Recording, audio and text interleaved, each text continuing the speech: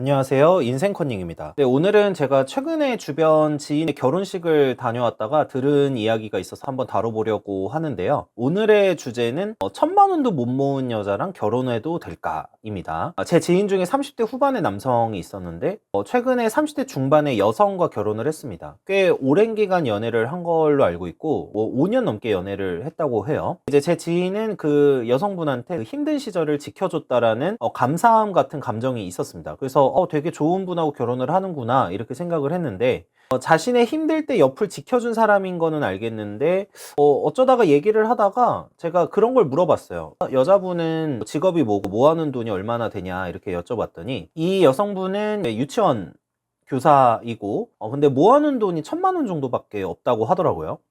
그래서 제 지인이 혼자서 결혼 비용을 부담을 했다고 합니다. 집도 혼자서 구하고. 개인적으로는 저는 이 이야기를 듣고 의문을 가졌는데 참고로 말씀드리면 그 해당 여성분은 24살부터 일을 한 유치원 교사셨고요. 30대 중반까지 일했으니까 한 10년 정도는 일을 하신 상황이었어요. 근데 이제 모아놓은 돈이 1,000만 원이라는 얘기를 듣고 조금 생각을 해보게 됐는데 10년이 넘는 기간 동안 모아놓은 돈이 1,000만 원이라면 1년에 100만 원 정도 모은 게 되겠죠. 네, 사실 이제 최근에 제가 뭐 맛통론 영상에서도 다룬 적이 있고 여러 가지로 다루고 있지만 30대 남자분들이 이제 여성이 모아놓은 돈을 좀 결혼하는 데 있어서 중요한 기준으로 보고 있는 게 맞는 것 같습니다. 특히 이제 사실 경제관념이 중요하다는 얘기를 드리고 싶었는데 많은 사람들이 그 경제관념을 갖춘 여자를 이제 남자들 입장에서는 많이 선호를 하기 시작을 했고, 사실 모아놓은 금액이나 액수, 절대적인 수치가 중요하진 않지만 적어도 이제 삶을 사는 데 있어서 동반자로 같이 행복한 삶을 살기 위해서는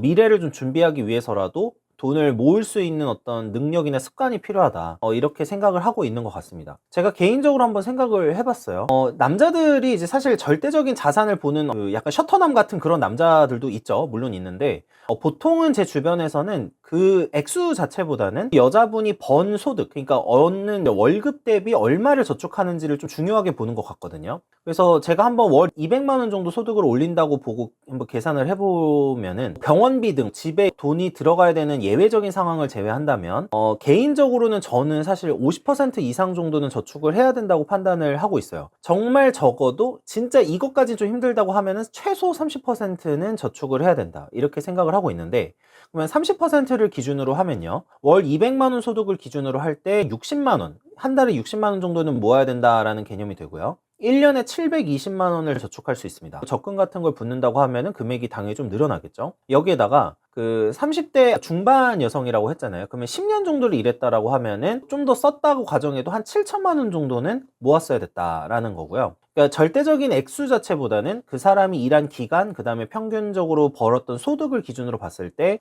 저축한 비율이 되게 중요하다라고 생각을 하고 있고, 그래서 그걸 판단하는 기준으로 여러 가지 이제 쌓아놓는 저축한 돈을 보게 되는 것 같아요. 근데 이제 단순히 경제관념이 좋은 여자가 좋다라는 부분은 사실 되게 단순한 부분이 아니라고 생각해요. 제가 생각했을 때 모아놓은 돈은 그 사람의 여러 부분을 보여줍니다. 당연히 평소에 소비 습관도 보여주고, 제가 특히 사실 강조하는 부분이 뭐냐면 자기 통제력이나 자기 절제력이에요. 거기다가 저는 사실 이 모아놓은 돈이 일정의 그 사고 능력, 그러니까 지적인 능력도 보여준다고 생각을 하는데, 그 이유를 한번 말씀드려 볼게요. 예를 들어서 사업을 준비하거나 뭔가를 해보려고 해서 투자를 했다가 잃은 케이스를 제외한다면, 일반적인 직장인을 기준으로 하면 평소에 버는 소득이 고정적이죠. 상여금이나 인센티브에 따라 좀 달라지는 직장들, 대기업들이 있기는 하지만 어쨌든 최소로 버는 돈이 정해져 있고, 이런 버는 소득이 고정적이라고 하면은 그 자신이 모을 수 있는 돈은 당연히 부업을 뛰지 않는 이상은 이제 소비에 따라 달라집니다. 근데 제가 살면서 느끼는 게, 실제로 제가 사건을 접하거나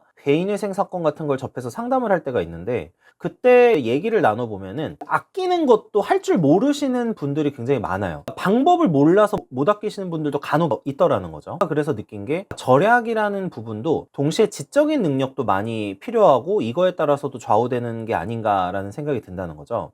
이런 거죠. 어떻게 해야지 소비를 줄이고도 생활 수준을 유지할 수 있는가를 고민하는 것도 사실은 사고 능력일 수가 있고, 동시에 제가 이제 몇 번 강조를 하지만 이러한 그 견문이나 타인에 대한 인식, 객관적인 메타인지 능력, 이런 게 사고 능력이고, 그리고 결과적으로 이러한 사고 능력이 자기 절제력이나 자기 통제력에도 영향을 많이 준다라고 생각을 하고 있습니다. 사실은 서로 영향을 준다고 생각하는데, 이제 똑같은 효과를 보이는 어떤 물품을 사는데 어떤 사람은 10,000원으로 해결을 하고 어떤 사람은 10만 원이 들어야지 해결할 수 있는 그런 사람이 있는 것처럼, 뭐 똑같은 옷을 살 때도 어떤 사람은 조금 더 현명하게 뭐 세일 기간이나 여러 가지를 고민해서 사서 평소 살 때보다 훨씬 더 저렴하지만 양질의 옷을 구매할 수도 있겠죠.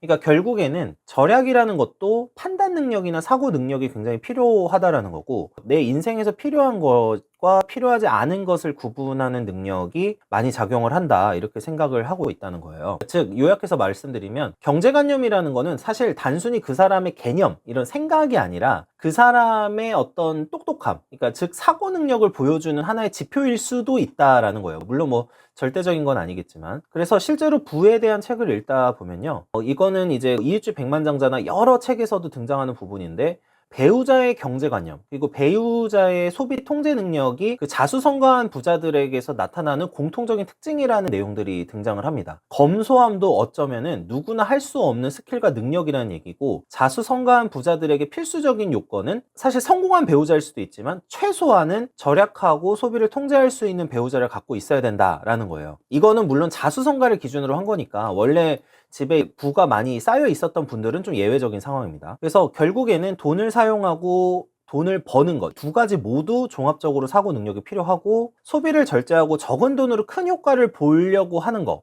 또 생각하고 사고해야지 가능한 거죠. 근데 제가 많이 듣는 게, 흔히들 사업을 하고 돈을 버는 것에는 지능이나 능력이 중요하다는 생각은 대부분 갖고 있으시지만 절약의 능력이 필요하다라는 생각은 다들 많이 안 하시는 것 같아요. 아까 그런 회생 상담이 경제적으로 어려운 분들하고 상담을 할 때 느끼는 게 뭐냐면은, 기본적으로 아끼는 방법 그리고 이쪽으로 고민을 하거나 사고를 발전시킨 분들이 많이 없었다라는 거예요. 그래서 이런 능력을 갖추지 못한 배우자와 살게 되면은 어쩔 수 없이 집안의 경제는 기울고 가난해질 수밖에 없다라는 게 제 생각이고요.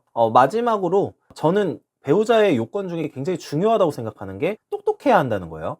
근데 이 똑똑하다라는 표현이 단순히 학벌에 대한 얘기 아니에요. 좋은 대학 나와야 된다. 좋은 대학 나오면 좋겠죠. 당연히 좋지만 단순히 좋은 대학을 나와야 되고 뭔가를 해야 된다, 그런 얘기라기보다는 종합적인 사고 능력이 굉장히 배우자에 있어서는 핵심적인 요소다라는 생각이 들고, 이러한 자산을 축적하고 노후를 대비하는 것에도 당연히 결정적으로 이런 그 사고 능력이 작용을 한다라고 생각을 하고 있어요. 생활 습관이나 가치관에도 당연히 이 사고 능력과 서로 연관성이 있고 서로 영향을 주고받는다. 결국에 돈을 모아본 사람이 모을 수밖에 없는 이유가 이런 능력을 갖추고 있었기 때문에 돈을 모을 수 있었을 거라는 생각이 든다는 거고, 이러한 여러 능력을 갖추고 있는지 아닌지를 판단하는 중요한 요소에 그 사람이 모아놓은 돈이 하나의 지표가 될 수 있다라는 거죠.